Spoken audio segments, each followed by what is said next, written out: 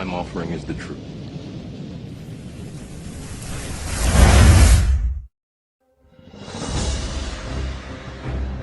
If you had to put a name to the conspiracy that's come down to us through the ages, that some call the Illuminati, some other people call it other things, but I think if you boil it down to its purest, simplest form, you would identify it essentially as Freemasonry. Now that might surprise some of you, but understand that Masonry has been around a long, long time. It may not have always been called Freemasonry, but Masons itself brag about the fact that their first Mason was Tubal-Cain. Now Tubal-Cain, if you know your Bible, was the seventh man from Adam by way of Cain, and he was the guy that invented metalworking. And he is supposedly the first Mason. Now that's pretty far back to start a conspiracy. Then of course you have the flood. After the flood, the Masons say that the first Mason was Nimrod. Now, of course, we all know who Nimrod was. He's the guy that helped build the Tower of Babel. That's pretty good Masonry. He was the person who basically had the idea for a one-world government. He wanted to start a United Nations. He had all these great ideas, you know, one-world government, all this kind of stuff, New World Order. And God had other ideas. And God came down and he cast confusion and changed the languages of the people. So they went and scattered abroad on the earth. That basically tells us what God thinks about the United Nations. This caused the conspiracy to go underground.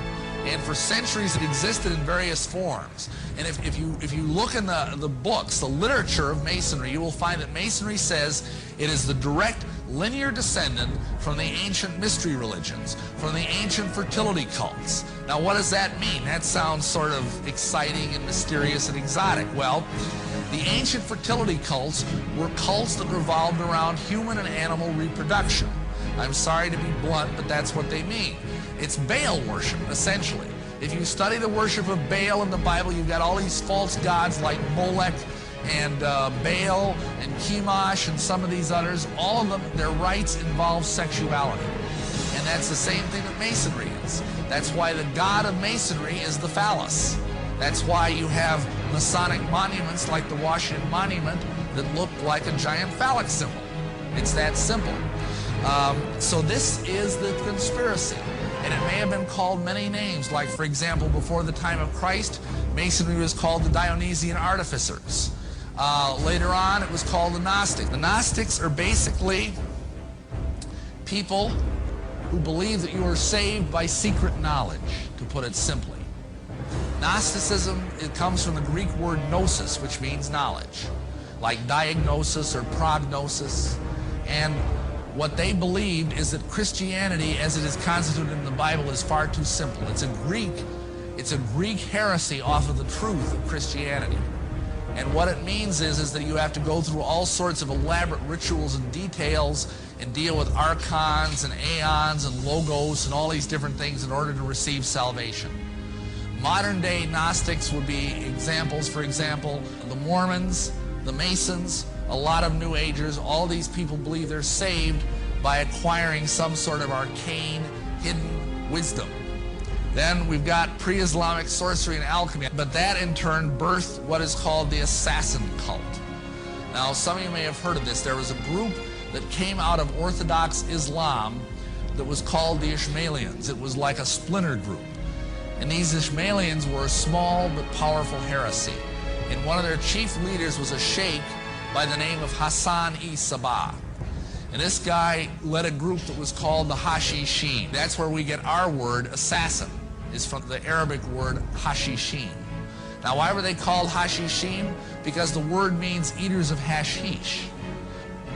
How this guy worked, he is kind of the father of the modern day conspiracy. He was the father of modern day espionage. And he was the first programmer, the first mind control operator. And this is what he did. If someone wanted to join his group, he knew he needed elite warriors because he had all of Islam arrayed against him. When you died, you would go to a place called paradise, where you could do all the stuff you weren't allowed to do as a Muslim. You could eat pork, you could drink wine, and there were these beautiful angels called Uris that looked just like Playboy centerfolds, and they would minister to your every whim throughout eternity. And this is the Islamic paradise. Now, what Hassan would do with one of these recruits, because he needed someone who was just a fanatic. And what he would do is he would bring this person in and feed them a sumptuous meal. And the meal would be laced with copious amounts of hashish. In other words, he'd get the guy really stoned. I mean, we're talking seriously stoned here. And then he would take him into a secret garden in the heart of his castle, and there would be beautiful women, all the pork he could eat, all the wine he could drink, and for 3 or 4 hours the guy would just really enjoy himself. And then he would bring him back when he started coming down off the trip. And he would sit him in the chair and he would say, I have taken you to paradise. I have that power. If you serve me in jihad and die in my service, you will go straight to paradise for all eternity. What do you think the guy said? And these guys were total fanatics. I mean, he was famous for doing things like he'd have 10 of them line up on a wall, he'd snap his fingers and they'd jump in unison 1,000 feet to their deaths, grinning all the way. And those have become some of the bywords of the Illuminati that he had such a profound influence on. Okay, moving along. What happened next is the royal secret of Masonry passed from the Assassins to the Templars. Now, the Knights Templar were warrior knights. They were Catholics that took part in the Crusades that you've probably all heard about. They went over to the Holy Land to try and capture the Holy Land back from the Saracens. Now, the Saracens were a kind of Muslims. During this conflict, which lasted over a century, they began to interface with the Assassins. They began to share each other's secret. And so when they lost the Crusades, the Templars went back to Europe, immensely wealthy, immensely powerful, and full of occult knowledge.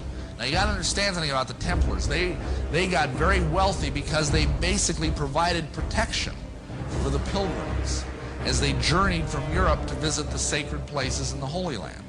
And they got very, very wealthy. Plus, there are legends that say that they found Solomon's treasure buried in the ruins of Solomon's temple in Jerusalem, and that they were fabulously wealthy. They got so powerful, and interestingly enough, they became the first international banksters. Everybody tries to blame the Jews for that one, but actually the first international banksters were in fact the Templars. And they got so powerful and so wealthy, they threatened the Vatican, which was not a wise thing to do. So the Pope got together with the King of France, and they conspired to bring down the Templars. In 1307, on October 13th, Friday, they sent out warrants and captured every Knight Templar that they could find, including the Grand Master, whose name was Jacques de Molay. The next thing is, about 100 years later, along came the Rosicrucians. They had the same secret. Some people say that they were just a resurfacing of the Knights Templar under a different name. After that, just 34 years later, we have Ignatius Loyola and the Jesuits. Now, Ignatius Loyola was a Spanish knight, and he got hit in the leg with a cannonball and had to go through a lengthy convalescence. During that time, he had some sort of conversion experience and decided, this sounds familiar, I know, he wanted to start an order of warrior monks, elite warriors that would protect the Pope and would serve the Catholic Church unwaveringly. He came up with a name for this order. He called it Los Illuminados. Now, if any of you speak Spanish, you know that name means the Illuminated Ones. However, the Pope didn't like that name, and so they changed the name to the Society of Jesus. This finally congealed formally into what is called the Mother Lodge in England in 1717. In London, at the Apple Tree Tavern, nice spiritual place, the first meeting formally of the Grand Lodge of England took place. And because most all modern Masonry comes from that place, this is called the Mother Lodge. The next thing that happened is that the Grand Orient came along about 60 years later. That's the most virulent anti-Christian form of Masonry that exists in the world today. Just a few years after that, on May 1st, which is a high satanic holiday, a gentleman by the name of Adam Weishaupt started a group called the Illuminati Ordnen, or the Order of the Illuminati. This is really the modern origin of the conspiracy.